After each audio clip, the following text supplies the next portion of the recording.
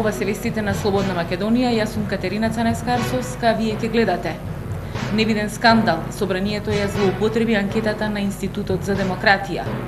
Протестите и незадоволството растат, избори без опозиција се срам за Македонија. Власта удри по автономијата на универзитетот. Собранието без опозиција штанца закони.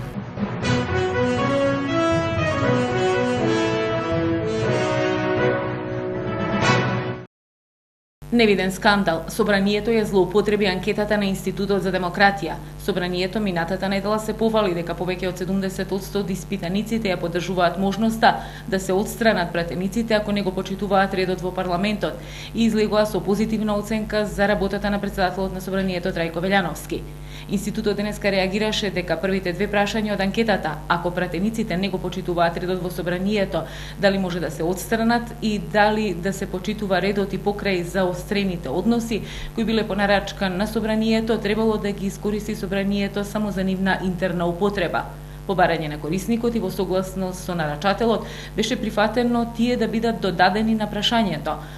Форматот на презентација на резултатите од истражувањето со последниот брифинг за новинарите одстапува од воспоставената пракса од претходните години кога се одржуваше јавна пресконференција во собранието со присуство на представници од институтот. Реагираат од Институтот за демократија. Според опозицијата се потврди укажувањето дека Трајко Велјановски заедно со кабинетот ја манипулираат јавноста и бараат алиби за рушењето на процедурата на 24 декември. Ниту една наместена анкета, велат, нема да го спаси Трајко Велјановски од кривична одговорност за она што го направи. Отпорот на опозицијата се засилува низ цела Македонија. Ајде, боксеру, излези, влези во арената. Ова не е битка на две политички партии, Никола. На една страна си ти со твоите платеници, на друга страна ти е народот, Никола. Пред Битолчани, лидерот на опозицијата Бранко Црвенковски оцени дека не може ништо добро да се очекува од власт која тепаше жени, ги влечеше пратениците по подот и изфрлаше новинари. Експертската комисија на Иванов би била само обид да се одолговлечи со очувањето на власта со одговорноста за црниот понеделник, рече Црвенковски. Предвремените парламентарни избори не се ничија лична или партиска желба.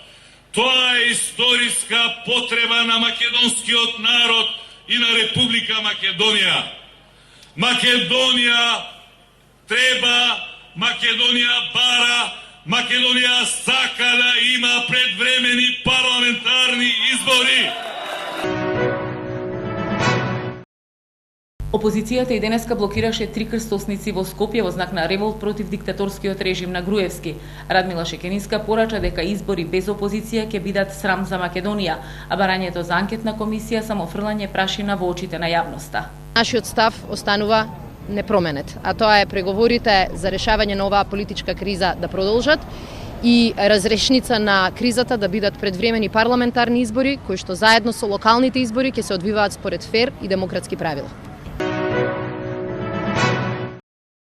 Без опозиција власта штанца закони по скратена постапка. Се носат закони за кои што јавноста ништо не знае, а спикерот објаснува дека се работи за мали измени. Ова истото сценарио од 2008 година, кога без опозиција за само 2 месеци беа донесени над 170 закони, а Велјановски беше принуден да се извинува пред странските амбасадори и да ветува дека грешката нема да се повтори. Власта удри врз автономијата на универзитетите. На научно-наставните совети со најновите измени донесени експресно им се одзема правото да ги креираат наставните програми, а универзитетите повеќе нема да можат да раководат со сопствените средства и со донациите. Според дел од професорите, ваквото однесување на власта кон високото образование е видено само во тоталитарните режими кај Чаушеску и Милошевиќ, а целта е универзитетите да бидат комплетно ставени под контрола на владата. Втор ден штрекуваат машиновозачите од македонски железници. Железничкиот сообраќај е блокиран. Според независниот синдикат, компанијата е во лоша состојба, платите доцнат, а сините картони ги добиваат пред крајот на месецот.